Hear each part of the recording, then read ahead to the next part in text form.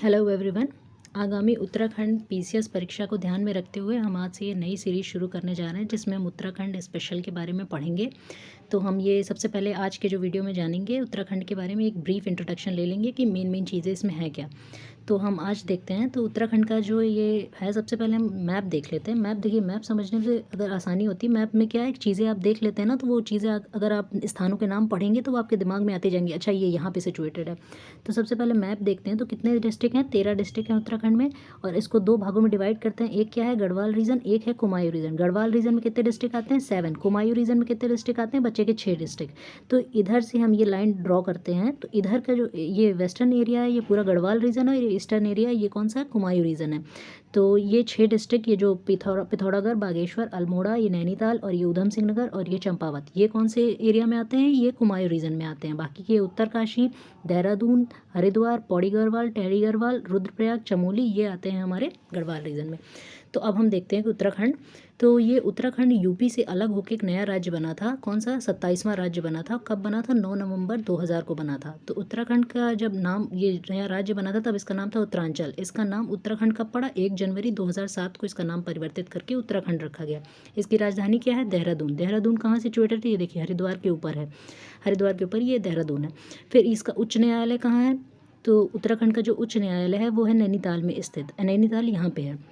ये भारत का 20वां उच्च न्यायालय है। तो राज्य का जो क्षेत्रफल है वो कितना है? 53,483 किलोमीटर। ये इसका वर्ग किलोमीटर, ये इसका क्या है? पूरे राज्य का क्षेत्रफल है। और ये राज्य का जो आकृति है कैसी है? आयताकार टाइप की है ना। तो इतना इसका क्षेत्रफल है। और इसमें से इस क्षेत्रफल में अगर देखा जाए कि पर्वतीय भूमि कितनी है, माउंटेनियस रीजन कितना है? 88%। और मैदानी कितना है?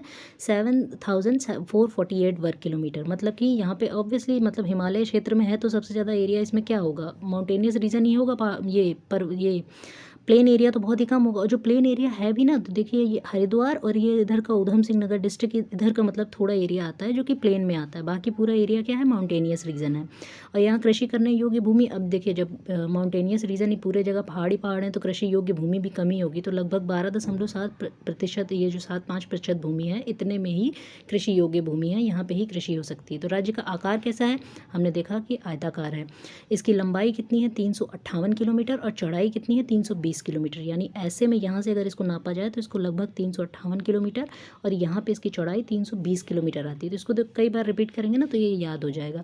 फिर अगर इसका देशांतरीय विस्तार और अक्षांशीय विस्तार देख लें, यानी कि ये लैटिट्यूडनल और लॉन्गिट्यूडनल, ये जो देशांतरीय होता है ये इसको बोलते हैं लॉन्गिट्यूडनल विस्तार, ये रेंज, और इसको बोलते हैं लैटिट्यूडनल रेंज। तो लैटिट्यूडनल कितनी है? 28 डिग्री से 31 डिग्री, 43 मिनट्स एंड 27 मिनट।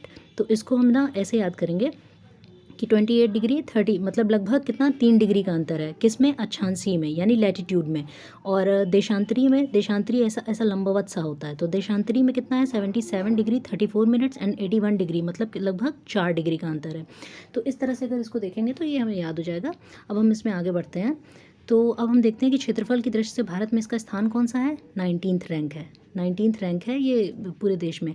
तो कुल क्षेत्रफल का भाग कितना है? 1.6 जो पार्ट है ये पूरे क्षेत्रफल का भाग है। और राज्य की समुद्र तल से ऊंचाई कितनी है? 7,817 मीटर। और ये कहाँ पे है? ये नंदा देवी का एरिया आता है ना, यही सबसे ऊंची चोटी है। और ये कितनी है? 7,817 मीटर। और राज्य की जो समुद्र तल से न्यूनतम ऊंचाई है वो 198 मीटर है। राज्य में होने वाली औसत वार्षिक वर्षा कितनी है? 1606 मिलीमीटर। और ये औसत वार्षिक वर्षा होती भी कहाँ कहाँ है? देखिए, उत्तरकाशी ज़िले में होती है, देहरादून में, और इधर ये ऊधम सिंह, नैनीताल वगैरह में, यहाँ बारिश सबसे ज़्यादा होती है। बाकी पूरे माउंटेनियस रीजन आता है। देखिए बारिश क्यों होती है, किस वजह से, कहाँ ज़्यादा होती है, ये चीज़ हम क्लाइमेट जब पढ़ेंगे तो उसमें हम समझेंगे कि इस बारिश होने के रीजंस क्या होते हैं। क्योंकि पर्वतों में क्या है कि ये जो ये जैसे मानसून आता है ना, ये साउथ वेस्ट मानसून है, ये बंगाल, बे ऑफ बंगाल से जो मानसून चलते हैं, तो जैसे पर्वतों से टकराते हैं तो पर्वत के इधर की साइड तो उन्होंने बारिश कर दी। अब जैसे इधर पर्वत आ गए तो पीछे की तरफ बारिश नहीं होती। तो इस तरह से इसको बोलते हैं ना, जो पर्वतों पे जो रेनफॉल होती है इसको बोलते हैं ओरोग्राफिक रेनफॉल। और लीवर्ड साइड, यानी कि पिछले साइड पे नहीं होती है, तो उधर के जैसे एरिया क्या हो जाता है, वो बिना बारिश के रह जाता है। तो जैसे उत्तरकाशी का एरिया और ये इधर देहरादून का एरिया, नैनीताल, यहाँ पे बारिश ज़्यादा होती है। तो कितनी बारिश होती है? 1606 मिलीमीटर। तो राज्य का जो अधिकतम औसत तापमान होता है वो कितना होता है? पंतनगर। अब देखिए, अधिकतम मौसम तापमान अगर ये है, अगर कोई पूछा जाए कि कहाँ पे सिचुएटेड है, किस जिले में है, तो ये थोड़ा सा दिमाग भी अगर कॉमन सेंस भी सेम करेंगे कि पर्वतीय एरिया जैसे बहुत ज़्यादा ऊंचाई पे पहुंच जाए तो ठंड रहती है, तो वहाँ पे तो तापमान सबसे ज़्यादा होगा नहीं। तो ये मतलब आता है कॉमन सेंस है कि ये प्लेन एरिया में ही होगा। तो ये पंतनगर कहाँ है, ये ऊधम सिंह नगर डिस्ट्रिक्ट में आता है। तो ये पंतनगर, यहाँ सबसे ज़्यादा तापमान रहता है, कितना 41.1 सेंटीग्रेड। जलवायु, और ये ऐसा नहीं है कि साल पर्यंत रहता है, ये वर्ष पर्यंत नहीं रहता, ये केवल जैसे समर सीजन में आके। तो जलवायु इसकी कैसी है, शीत शीतोष्ण, यानी कि कोल्ड टेम्परेट इसकी कैसी है, ये इसकी जलवायु है, क्लाइमेट इसका। तो राज्य का जो सर्वाधिक ठंडा स्थान है वो क्या है, पटवांडगार, ये नैनीताल में है। और यहीं पे क्या है, एक इंस्टीट्यूट ऑफ बायोटेक्नोलॉजी है, ये भी कहाँ पे है, पटवांडगार। ये सॉरी अगर मेरा प्रोनाउंसिएशन नहीं सही हो रहा है। तो राज्य का जो वनाच्छादित क्षेत्र है वो कितना है, 71.5% इसका वनाच्छादित क्षेत्र है। इतने में इसके माउंटेन, वैसे भी कहा जाता है कि एक देश मतलब एक जो औसत एरिया होना चाहिए लगभग 33% वहाँ पे क्या होना चाहिए, फॉरेस्ट होने चाहिए। जैसे अपने देश में अभी जो फॉरेस्ट सर्वे की जो रिपोर्ट आई है तो उसमें 24% लगभग कुछ बढ़ गया है, लेकिन फिर भी क्या है 24% मतलब हो गया है, बढ़ा तो लगभग 6.6% समथिंग कुछ बढ़ा है। तो 33 होना चाहिए एवरेज, जबकि देश का हमारे कितना है, लगभग 24%, तो बहुत अभी पीछे हैं। लेकिन फिर भी ये जो जैसे हिमालयी जितने रीजन है उनमें क्या है, ये वनाच्छादित, ये मतलब फॉरेस्ट एरिया ज़्यादा होता है। तो इन्हीं की वजह से क्या है कि हमारे देश का जो फॉरेस्ट का एरिया है इनमें कैलकुलेट होता है।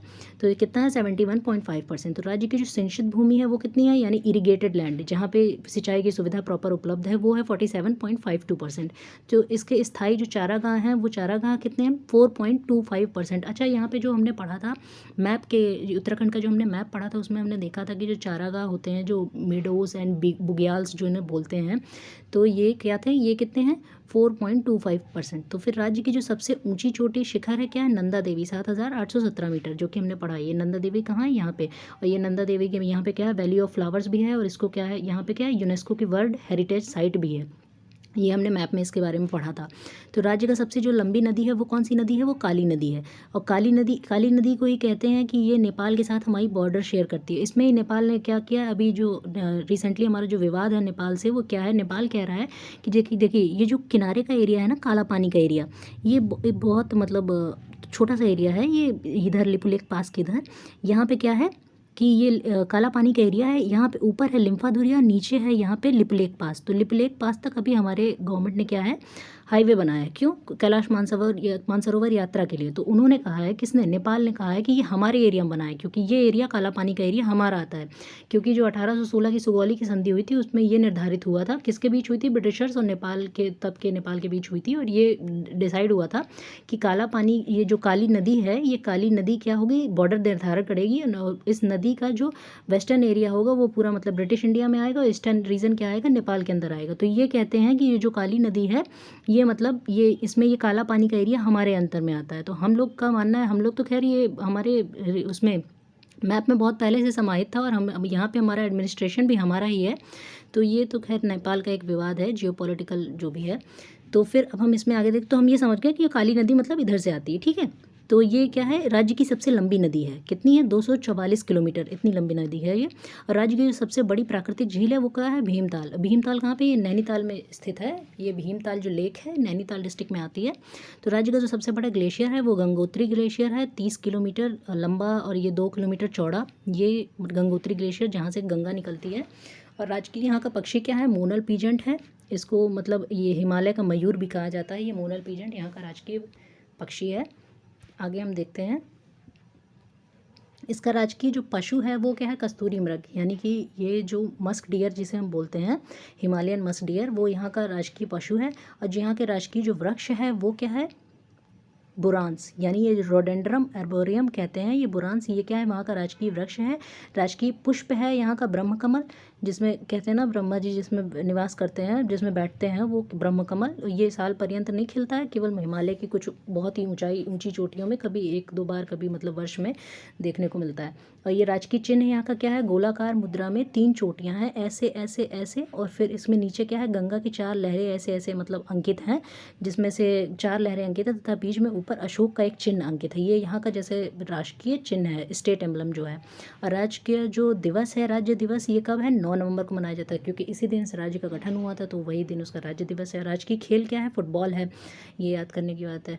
तो राजकीय खेल क्या है, फुटबॉल है। राज्य का जो विधानमंडल की प्रकृति है ये क्या है, एक सदनीय है। जैसे होता है ना यूनिकैमरल एंड बाई कैमरल, मतलब एक सदनीय मतलब जैसे केवल जैसे एक विधानसभा ही रहेगी, और जैसे बाई कैमरल का मतलब होता है कि जहाँ विधानसभा भी रहे और क्या विधान परिषद भी रहे। तो यहाँ पे विधान परिषद नहीं है, केवल विधानसभा है। तो ये भारत के 7 राज्य, पहले 7 राज्य था, अब तो जम्मू कश्मीर को क्या हटा के उसको यूनियन टेरिटरी बना दिया है, तो सिर्फ 6 राज्यों में है। कौन कौन से, उत्तर प्रदेश में है, बिहार में है, महाराष्ट्र में, कर्नाटक में, आंध्रा में, तेलंगाना में। यहाँ पे क्या है, द्विसदनात्मक ये जो व्यवस्था है।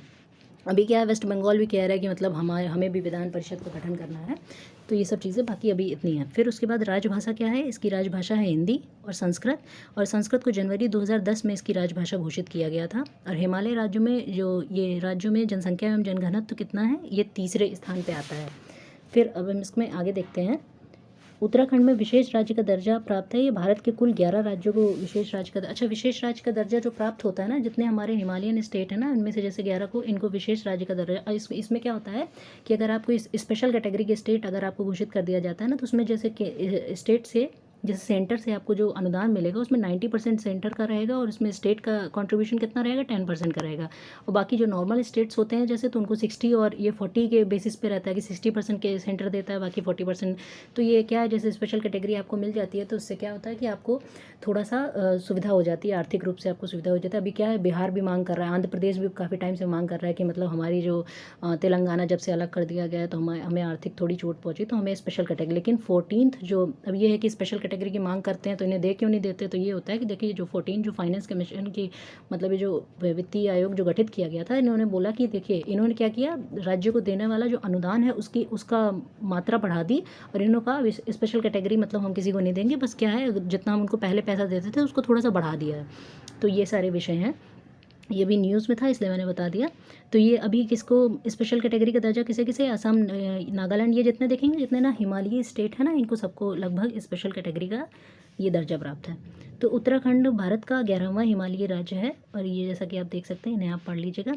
राज्य के विधानमंडल में सदस्यों की संख्या कितनी है, अंतरिम 3 है, परिसीमन के बाद 70 निर्वाचित प्लस 1 मनोनीत, इतने यहाँ के विधानमंडल में सदस्यों की संख्या है। फिर विधानसभा की आरक्षित सीटें कितनी हैं, 13 अनुसूचित जाति के लिए, 2 अनुसूचित जनजाति के लिए हैं। लोकसभा की सीटें कितनी हैं, यहाँ पे 5 हैं लोकसभा की सीटें। एक है टिहरी लोकसभा, एक पौड़ी गढ़वाल, एक है अल्मोड़ा, एक नैनीताल, एक हरिद्वार। देखिए यहाँ पे देखिए, ये है अल्मोड़ा, ये है नैनीताल, ये है हरिद्वार, यहाँ पे टिहरी गढ़वाल, और यहाँ पे ये पौड़ी। तो ये कौन सी लोकसभा सीटें हैं। फिर लोकसभा की आरक्षित सीट कौन सी है, अल्मोड़ा वाली सीट जो है वो लोकसभा की आरक्षित सीट है। फिर इसके बाद राज्यसभा की कितनी सीटें हैं, यहाँ पे 3। वैसे भी जितने छोटे राज्य, जितने हिमालयी राज्य होते हैं ना, इनमें सबसे कम मतलब लोकसभा और राज्यसभा में सीटें कम होती है। सबसे ज़्यादा सीटें कहाँ हैं, यूपी में है। यूपी में कुल 80 लोकसभा सीटें हैं और राज्यसभा की सीटें 31 हैं, ठीक है। फिर उसके बाद मतदाता की दृष्टि से सबसे बड़ी लोकसभा सीट कौन सी है, देहरादून है। मतदाता की जो सबसे बड़ी लोकसभा सीट है, मतदाता यानी सबसे ज़्यादा वोटर्स यहाँ पे हैं, कहाँ है, देहरादून में। मतदाता की दृष्टि से सबसे छोटी लोकसभा सीट है वो कौन सी है, पौड़ी, ये वाली। ये मतदाता की दृष्टि से सबसे कम वोटर्स मतलब यहाँ है। और सर्वाधिक विधानसभा सीटों वाला जो जिला है, विधानसभा यानी स्टेट असेंबली, स्टेट असेंबली मतलब सबसे ज़्यादा कहाँ है, हरिद्वार में। मतलब पॉपुलेशन भी हरिद्वार की फिर सबसे ज़्यादा ही होगी, तभी यहाँ पे विधानसभा सीटें भी सबसे ज़्यादा हैं, मतलब 11 है नंबर में। और न्यूनतम विधानसभा सीटों वाले जिला कौन से हैं, बागेश्वर, रुद्रप्रयाग, चंपावत। अब जैसे कि देख सकते हैं ये पहाड़ों के एरिया में, जैसे बागेश्वर हो गया, ये रुद्रप्रयाग हो गया, इधर ये चंपावत हो गया, तो यहाँ पे ये न्यूनतम विधानसभा की सीटें, मतलब यहाँ 2-2 बस हैं सीटें विधानसभा की, ठीक है। फिर राज्य में मंडलों की संख्या कितनी है, फिर यहाँ पे 2, ये कुमायूं में 6 जिला, 2 मंडल हैं, एक कुमायूं मंडल है, एक गढ़वाल मंडल है, जो कि हम पहले भी पढ़ चुके हैं। कुमायूं में कितने, 6 जिले आते हैं, ये इधर के 6, बाकी इधर के साथ किस में आते हैं, गढ़वाल में आते हैं। तो राज्य में जनपदों की संख्या कितनी है, 13, हम इसमें पढ़ चुके हैं, ठीक है। फिर आगे देख लेते हैं। अब ये थोड़ा सा डेटा है वो हमें देखना होगा कि तहसील कितनी है, 110 तहसीलें हैं पूरे राज्य में। विकास खंड कितने हैं, 95 हैं। नगर निगम की संख्या कितनी है, 7 है। ये जैसे जितने बड़े बड़े राज्य होते हैं उनमें ज़्यादा नगर निगम होते हैं, बाकी इसमें कितने हैं, 7 नगर निगम है। नगर निकाय कितने हैं, 43 हैं। नगर पालिका परिषद है 32। ये एक ऐसे जानकारी के लिए है, बाकी इतना आपको याद करने की ज़रूरत नहीं है, मोटा मोटी बस केवल एक देख लीजिए। ग्राम पंचायतें कितनी, लगभग 16,000 हैं। न्याय पंचायत लगभग 7,555 के आसपास हैं। छावनी क्षेत्र यानी जो कैंटोनमेंट एरिया होता है ये देख लीजिएगा, ये 6 हैं। और हवाई अड्डे कितने हैं, हवाई अड्डे मतलब जैसे कि यहाँ पे हवाई अड्डे हैं ये 9, ठीक है।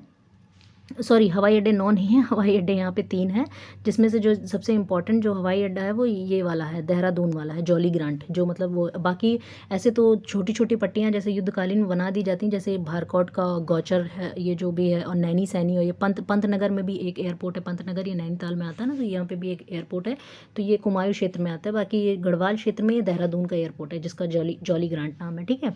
फिर यहाँ पे सैन्य रेजिमेंट ये 3 हैं, कौन कौन सी हैं, ये एक गढ़वाल की है, कुमायूं है, एक द बंगाल सैपर्स है। ये वैसे भी गढ़वाल ये रेजिमेंट और कुमायूं रेजिमेंट तो वैसे भी काफ़ी फेमस है, ये ब्रिटिश काल से भी थी, इसमें काफ़ी गोरखा खैर अलग थी।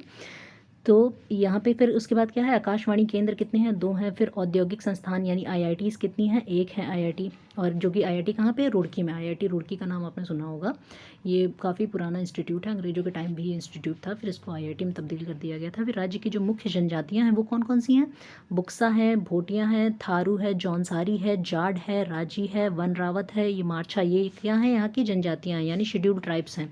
राज्य की जो मुख्य बोलियाँ हैं वो गढ़वाली है, कुमायूनी है, उपबोली में जौहरी, जौनसारी, ये जौनसारी जौहरी ना मतलब यहाँ की जो जनजातियाँ हैं वो बोलती हैं, बाकी जो मुख्य बोलियाँ हैं वो गढ़वाली है, कुमायूं। अब कहाँ हर जगह की वैसे भी भाषा जैसे हिंदी का ही टच रहेगा, लेकिन वहाँ के क्षेत्रीय जो लोकल लहजा है वो आ जाता है। तो राज्य का जो जीवन प्रत्याशा है वो कितनी, 71.7 ईयर्स है। भारत में इसमें इसका चौथा स्थान है। वाहन पंजीकरण में UK 01XX आता है, अब मतलब XX मतलब आगे उसमें।